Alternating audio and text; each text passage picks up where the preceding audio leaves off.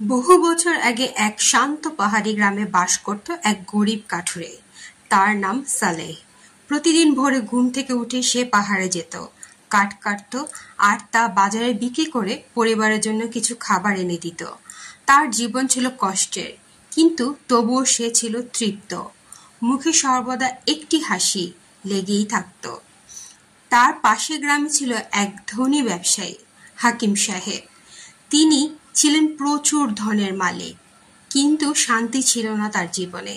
এক রাতে ঘুম আসতো না, আরেক রাতে চিন্তায় কপাল ভাঁজ পড়ত। এত কিছু থাকা সত্ত্বেও তিনি সর্বদা অশান্ত, চির অসন্তুষ্ট। একদিন সকালে হাকিম সাহেব পাহাড়ের পাদদেশে হাঁটতে বেরিয়ে পড়েন এবং হঠাৎ সালেহকে দেখতে পান। সালেহ তখন পাহাড়ের পাথরে বসে একটা শুকনো রুটি আর পানি খাচ্ছিল। মুখে তার প্রশান্তির হাসি। হাকিম সাহেব জিজ্ঞেস করলেন, তোমার কাছে তো কিছুই নেই, শুকনো রুটি, কষ্টের জীবন, তবুও তুমি এত আনন্দিত কেন? সালেহ মাথা নিচু করে বিনয় ভরে বলল, হাকিম সাহেব, হযরত আলী রাদিয়াল্লাহু আনহু বলেছেন, স্বাস্থ্যের চেয়ে বড় সম্পদ এবং অল্পে তুষ্টির চেয়ে বড় সুখ আর কিছুই নেই। আল্লাহ আমাকে সুস্থ রেখেছেন, হালাল রিজিক দিচ্ছেন, স্ত্রী সন্তান ভালো আছে, আমি এর চেয়ে আর কি চাই? এই কথা শুনে হাকিম সাহেব স্তব্ধ হয়ে গেলেন।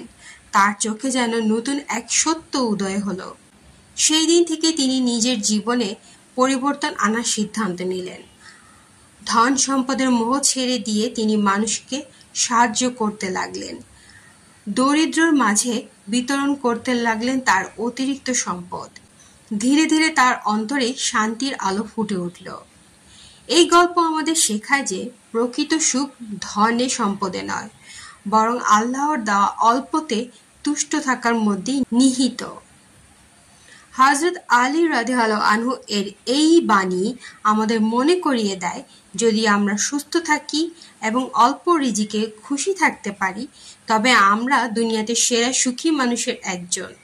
অতএব অল্পতে তুষ্ট থাকো, হালাল পথে চলো, আল্লাহ তোমার অন্তরকে শান্তিতে ভরিয়ে দেবেন। আর যদি তোমরা কৃতজ্ঞ হও, তবে তিনি তোমাদের জন্য তাতে সন্তুষ্ট হবেন। সূরা জুমার আয়াত ৭।